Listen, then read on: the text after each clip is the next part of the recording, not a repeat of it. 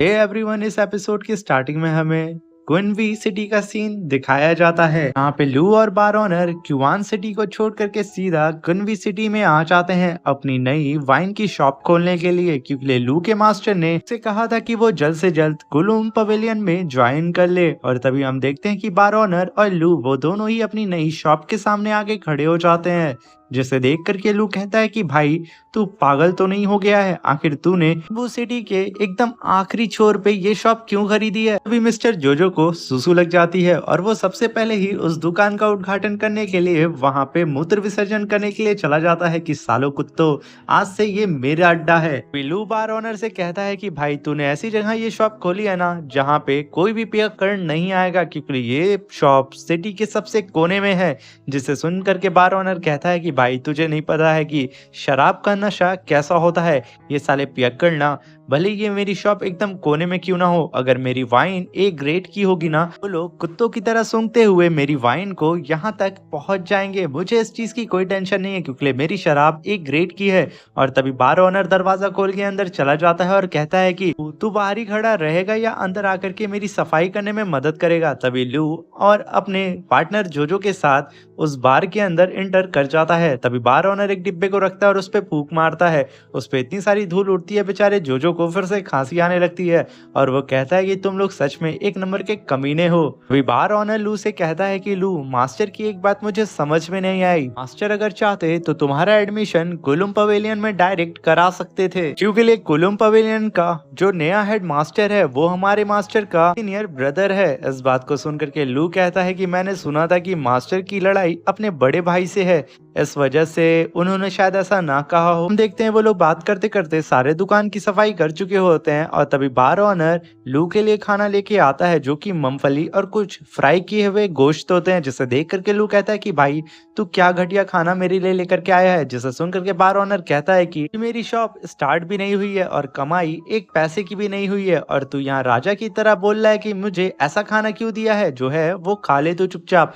और इधर मिस्टर जोजो फिर से दुकान के अंदर सुसु करना शुरू कर देते हैं। अबे कितना मुतेगा, बस कर दे। तभी जोजो को मीट की स्मेल आ जाती है, वो तुरंत लू के पास आ जाता है और भूखना शुरू कर देता है। तभी लू एक मीट का पीस उठा करके उसे दे देता है और वो उसे खाना शुरू कर देता है। तभी लू बार ओनर से कहता है कि तुम कोलुम सेक्ट के बारे में आखिर और क्या क्या जानते हो। तभी बार ओनर बताता है लू को कि कोलुम पवेलियन में दो मेजर सेक्ट हैं और पहले मेजर सेक्ट का नाम है कुन युआन जी और दूसरे मेजर सेक्ट का नाम है तियानजियान सेक्ट। तो मैं बता दूं कि कुन युआन जी सेक्ट काफी ज्यादा पावरफुल है, मगर तियानजियान सेक्ट काफी ज्यादा वीक है, उसके पास रिसोर्सेस की बहुत ज्यादा कमी है। और अगर तुम गलती से भी तियानजियान सेक्ट में ज्वाइन हो जाते हो तो तुम्हारी तो फुटी किस्मत होगी। तभी लू बार ओनर की बात को सुन करके उससे कहता है कि तुम कैसे भी ये पता लगाओ कि 10 साल के बीच में कितने डिसाइबल इन दोनों सेक्ट में ज्वाइन हुए हैं। सुन करके बार ओनर कहता है कि आखिर तुम ऐसा क्यों जानना चाहते हो। तभी लू कहता है कि जो डीमन सीक्रेट सेक्ट है वो पूरी तरीके से स्टैब्लिश सिर्फ 10 साल पहले हुआ है, और अगर इस 10 साल के बीच में कोई ना कोई जरूर कुलुम सेक्ट में ज्वाइन हुआ होगा जो कि डीमन सेक्ट से बिलोंग करता होगा। और अगर हम इन्वेस्टिगेशन करें कि कौन कौन डिसाइबल इस दोनों सेक्ट में ज्वाइन हुए हैं तो हम उस डीमन कल्टीवेटर को पकड़ सकते हैं। ये सुनकर के बार ओनर एग्री हो जाता है। फिर सीन शिफ्ट होता है और हमें डीमन सेक्ट का सीन दिखाया जाता है, जहाँ पे वही डीमन लेडी अपने लॉर्ड के पास आकर के उसे ग्रीट करती है। और तभी डीमन लॉर्ड कहता है कि आखिर तुम मेरे लिए क्या खबर लेकर के आई हो। तो डीमन लेडी कहती है कि मास्टर, हमसे वो शैडो स्पाई बच करके निकल गया है, बट मुझे ऐसा लगता है कि उसके पास कोई भी जानकारी नहीं होगी फुई यून टेम्पल के बारे में, क्योंकि वो एक नॉर्मल सा कल्टीवेटर ही मुझे लग रहा था और कुछ भी नहीं। ये बात सुन करके उसका डीमन लॉर्ड हंसना शुरू कर देता है और कहता है कि तुम अभी जिससे फाइट करके आई हो उसका नाम ब्लैक वुल्फ है, और जो तुम सोच रही हो ना कि वो बहुत ज्यादा वीक है, तो ये तुम्हारी गलत फहमी है, क्योंकि मैं उसे बहुत अच्छे से जानता हूँ, मगर 10 साल हो चुके हैं उसे देखे हुए।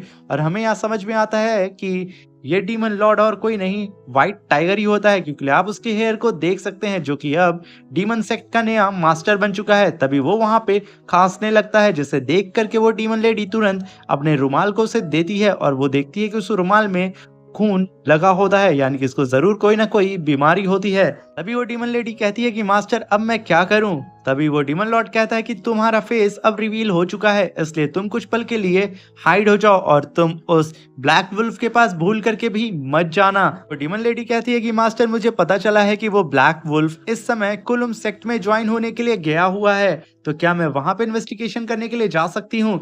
इस बात को सुनकर के डीमन लॉर्ड उसकी हैंकी को फेंक देता है और कहता है कि मैंने तुमसे पहले ही कह दिया है कि तुम्हारे फेस को उसने देख लिया है, इस वजह से तुम अब कहीं पे भी नहीं जा सकती हो। कुछ दिनों के लिए तुम हाइड हो जाओ, फिर मैं आगे की इंफॉर्मेशन तुम्हें दे दूंगा। ये कह करके वो उसे वहां से जाने के लिए बोल देता है और तभी वो कहता है कि ब्लैक वुल्फ तुमसे मिले हुए 10 साल हो चुके हैं और पता नहीं तुम इस समय कितने ज्यादा पावरफुल होगे, मगर इस बार मैं तुम्हें हरा करके रहूंगा। ये कहते ही वो अपने चेस्ट की गोटी को ब्लास्ट कर देता है। तभी सीन शिफ्ट होता है और हमें एक लड़की को दिखाया जाता है जो कि बार के अंदर आ रही होती है और वो अंदर आते ही बोलती है कि मुझे यहाँ पे वाइन चाहिए जो कि आपके शॉप की सबसे हाई ग्रेड की वाइन हो। ये सुनकर के बार ऑनर कहता है बस इतनी सी बात, अभी देता हूँ।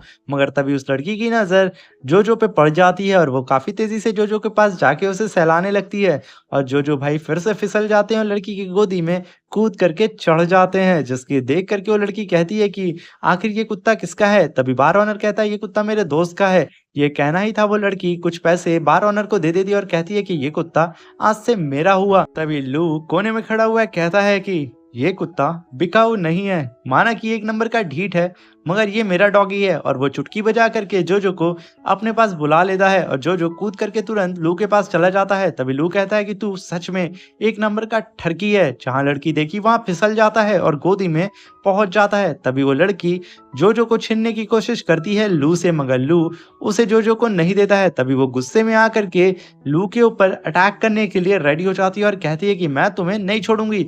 ये कह करके वो सीधा एक पंच अटैक लू के ऊपर करने वाली होती है। तभी लू उस अटैक को तुरंत डॉज कर देता है। तभी वो लड़की लू के ऊपर किक से अटैक करती है, लू अपने हाथ से उसके अटैक को ब्लॉक कर देता है।